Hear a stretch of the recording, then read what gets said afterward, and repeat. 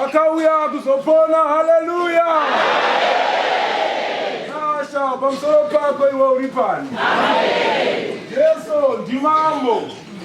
Uye Satani mureve wenhema. Jesu ndimambo weupenyu hwako. Ndiye anokutonga, ndiye anokufudza, ndiye anokurinda.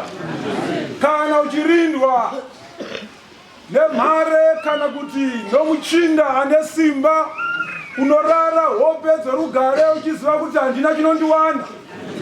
Nekuti Mwari wedu havati hope afambi rwendo, uye ruoko rwake haruna kupfupika kuti rukwanise kuporesa, nenzeve dzake hadzina kuremerwa kuti dzitadze kunzwa kukumbira kwako.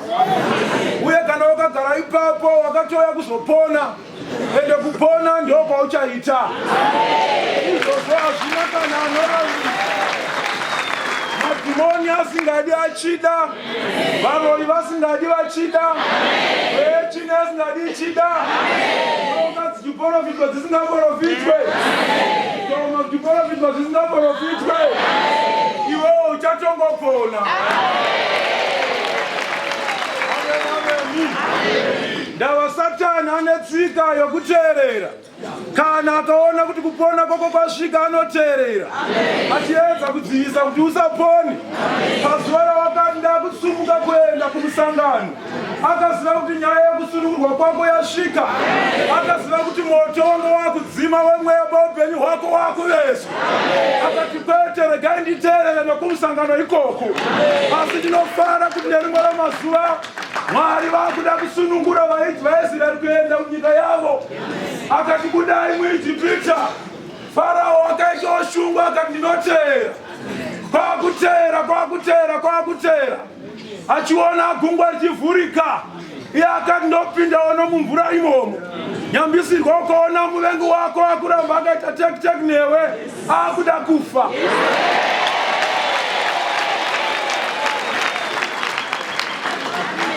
Zvimwe zvinoitwa nomuvengi wako idhimoni renhunzi inoramba ichiteera chitunha muguva. Amen. Nekuti tinonzwa kuti vasvikawo pagungwa dzvuku, Mwari wakaita munana wekuvhura gungwa dzvuku, painzi pabudike pakabudika. Kana uina Mwari wako, hazvina basa kuti hondo iri mberi kwako yakakura sei, kana urwere uri mberi kwako hwakakura sei. Kana budika naJehovha wedu Jesu mambo, anobudika nezita raJesu panobudika. Uzari pasaidi newe kuti hama yangu hondo yako inopera. Panobudika.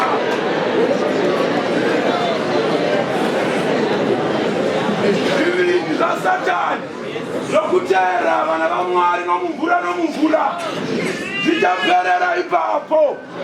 Kana Mwari vachida kuparadza muvengi wako, vanoita kuti akuvenge stereki, vanoita kuti akuteerere nepasingapindwe, vanomupambamadza brain kuti ataze kuona kuti apa pachadi kupindwa.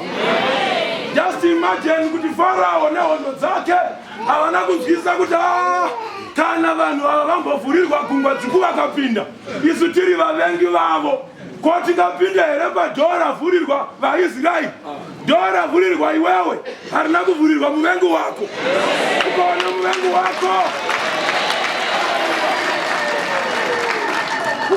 muvengi wako, akupinda padhoo rawo ravavhurirwa, ziva kuti akunonyura imomo.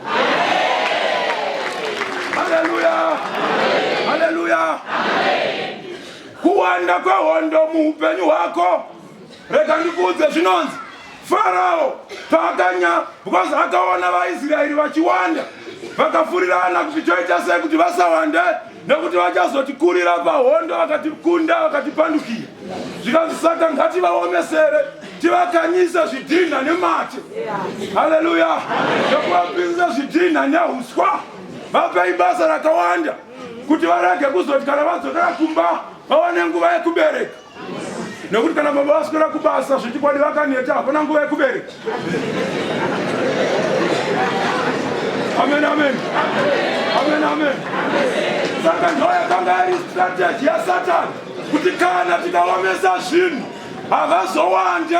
We want to reduce their population. Amen, amen. The more they oppressed them, the more the Israelites multiplied. Amen. Wakatonyanya kuwamesera Waisraeli. Waisraeli ndo wakatonyanya kuwana.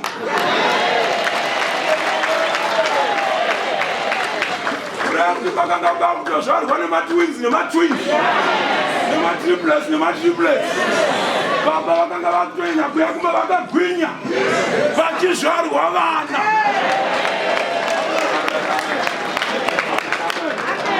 Kuomeserwa kwaupenyu hwako naSatani ifertilizer yekuti uramba uchisumuka uchikura.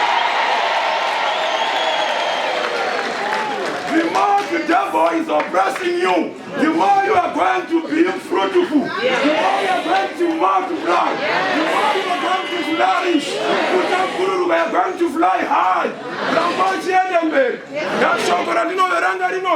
Kutenda kwenyu kunoedzwa sendarama nomoto, goridhe rinoedzwa nemoto, parinenge richibviswa tsvina ronyanya kuva piwa. Saka moto uri kuda kuzokuita piwa, uri kuvandudzwa, uri kusimbiswa nourwere hwako ihwohwo kana kwavari kuvavarirwa kusvitswa naMwari. Amen, amen. Nokuti shoko ratambopanza last week zvinonzi Mwari ndiye akapa nzara kuvaIsraeri, akazovapazve chingwa, akavagutsa nechingwa murenje chemana. Hanzi achida kuvadzidzisa kuti munhu haararami nechingwa bedzi, asi neshoko rimwe nerimwe rinobuda mumuromo waMwari. Kureva kuti pane imwe nzara inotoudzwa naMwari muupenyu hwako, vachida kukudzidzisa kuti nzara inotombouya wasaiurayi. Pane zvimwe zvakatooma zvinotombouyawo muupenyu hwako zvisiri kubva kuna Satani. Bhabheri rinokuti hanzi izvoni Mwari akavanzwisa nzara. Usafunge kuti dzimwe nzara nedzimwe hondo dzese dzinouya ndiSatani. Rega kukurumidza kuona Satani. Ona Mwari. Wedzimba basa, ona Mwari. Amen, amen. Washaya mari muhomwe, ona Mwari. Ndibvunga Mwari, pane training yavari kuda kundidzidzisa, pane shoko ravari kuda kundidzidzisa. Warwarirwa nemwana waMwari kuti pane zvavari kuda kundidzidzisa.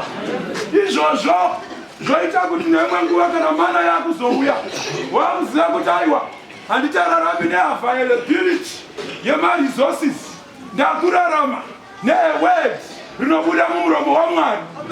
Amen. Nekuti ndiye aita akavati sumukai muende, vakasumuka vakaenda vakateerera, vaivawana zvacho zvavanzi naMwari enda munonozviwana. Saka taiparisa titi pavainzi makusari mukai unhonge mana, vainwa inhonga voidya. Asi vakanzi musi weSabata musanonhonge, vairega kunonhonga nekuti yakanga isingauyi. Asi zvinonzi pakazoenda vamwe vaiva nenharo dzekuti nyangwe nhasi unotanhonga mangwana reketi mbononhonga, vaiona kusina chinhu. Kureva kuti haurarami nezvinhu zviripo, unorarama nemashoko anobva mumuromo waMwari. Haleluya, haleluya. Mvura ngainayo Paura. Ngaiwane mvura Paura. Ngaiwa izvezviso. Kana wangu asingaziziva kuti uri kunayiwa, uri kutonayiwa. Hakuna imwe mvura inonaya zvinyoronyoro zvekuti ndogona kufunga kuti hakusi kunaiko kuchitonaya. Kugofamba rwendo uchiti hakusi kunaya, inonzi mvura yemubvumbi. Inenge ichiita zvekubvira tinonzi tupfuna mbuya. Ndo tinonzi tune simba rokunyatsopinda yetikuti tupfuna mbuya tine simba rokupinda pasi pagonyorova, but kusina kumborira bhanang'ana, kusina kumboita mvura inoyeredza ivhu, kuchinge kusiri unozongoona wanyorova uchifamba rwendo so uchifamba uchida kozvo ndanyorova nai kuti mvura tuya zvatifana ndinyorovesa.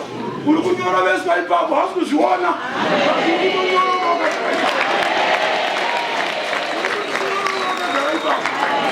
Uchazongoona wakuti tapa kuti kozvo ndatoa kutobvinza mvura muviri wese, kubvinza maropafadzo muviri wese. Yoroveswa nezita raJesu. Nyasha dzaMwari ngadzirarame pauri. Kupona ndekwako. zviri kutoitika nezita raJesu. Ngaigara chitaura kuti Mozisi achibva mugomo akanga asingaziva kuti kumeso kwake kuri kupenya. Akatozoudzwa nevanhu kuti kumeso kwako kuri kupenya. Saka kazhinji zvinoita Mwari uri ipapo. You may fail to see the operation yeroko rwaMwari izvi. But Mwari vane zvavari kutokushanda izvezvi. Mwari kuti wanga rwakatarwa rwaganurwa. Orero wangu wachinza hausi kubuda uri kuribuda. Amen. Kubasa kwaari kutsvaga izvezvi kana aripo akakanda application yaapuruvwa nezita raJesu. Kana kuine vari kunyora nekuda kwekuti wakatsika pano nezita raJesu uri kubasa gore rino. Kana paine ari kushungurudzwa nemukadzi kubva nhasi mukadzi wako akukuda stereki. Kana paine ari kushungurudzwa nemurume kubva nhasi nezita raJesu murume wako ashanduka akukuda stereki.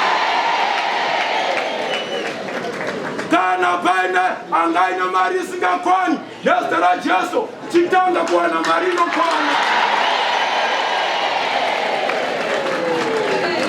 Kuna Luka chapter 4 verse 14 uchidzika mukati. Yesu anosumuka waenda Nazareta, guta ravakakurira, vanonzi vakapinda musinagoge. Ndobva vasumuka kuti varave magwaro. Kwakuvhura mabhuku yaIsaya. Zvikanzi mweya washe uri pamusoro pangu.